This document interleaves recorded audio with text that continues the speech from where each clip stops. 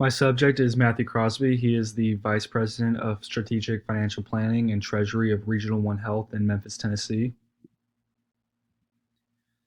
Matthew uses the aspects of business communications every single day in the workplace as he communicates with colleagues, markets and sells ideas or financial methods to his colleagues or the hospital he works at. Matthew also notes that communication, especially business communication, is very important in his place of work because how he communicates with his business partners would be very, very different from how he communicates with the doctors and the people who actually work in the hospital because they have to adapt to what kind of language their colleague would speak and how they can communicate the most important information and as clearly as possible, which is a very vital in any kind of field.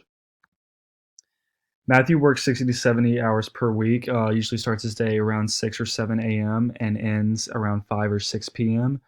Half of his time in a typical workday is usually split individually with collaborative work. So half of his time he will be in his office working on individual projects, and the other half he will be in meetings or conferences or working with his colleagues on collaborative work and collaborative projects. Matthew received his bachelor's of business administration at Millsaps College in Jackson, Mississippi. He completed his undergraduate with a concentration in finance and a minor in sociology, and he ended with a 3.6 GPA. He eventually went to Dartmouth College at the Tuck School of Business to receive his master's in business administration. And he also quotes that employers think if you made it through these rigorous programs at well thought of institutions like Dartmouth College, an Ivy League school, and Millsaps College, which is a very good liberal arts school, then you are definitely worth a look when applying for a job. During his early work experience, he waited tables all throughout his undergraduate years, and then during his graduate years, he went to a consulting study for a startup company in the Philippines with other graduate students. And the following year, he worked for a management consulting firm in Memphis. He attributes networking to be of vital importance when starting your career. One of the best networking sources he had was the Dartmouth College alumni, especially from the Tuck School of Business. And he also had a lot of personal connections from home through his family, through his friends, and people who he had known through going to school throughout his life in Memphis until college.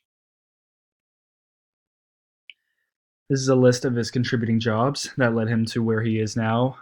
This included commercial lending, merchant acquisition analyst, mergers and acquisitions, fixed income research, and ultimately investment banking, where he was at Morgan Keegan, which is now Raymond James, for 17 years. As an investment banker, he described it to be a very competitive working environment and sometimes toxic because each individual works to get their own clients and to make money off of them and get them to invest.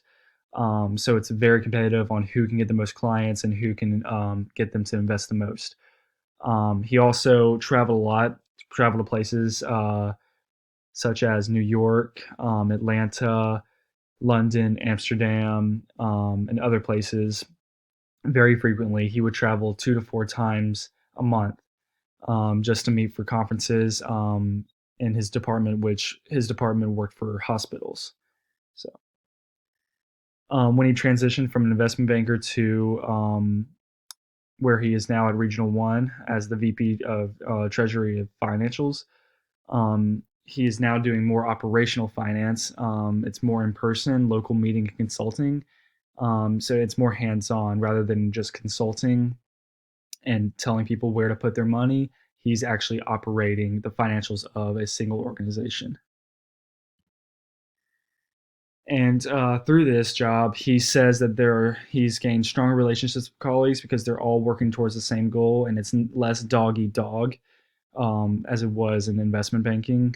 Strategic thinking is the most commonly used skill, and he attributes that to his education as well as his past jobs from fixed income research, investment banking, and mergers and acquisitions, where he was able to strategically think and direct people to where they would invest their money. Subjects he uses frequently are communication, statistics, accounting, and economics.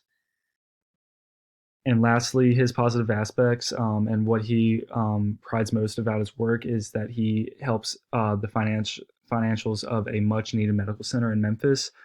It's one of the leading trauma centers in the nation and one of the busiest as well. So it's very vital to the health and well-being of the people of Memphis. And it's a hospital that really gives back to the community. So those are what he prides most about his work.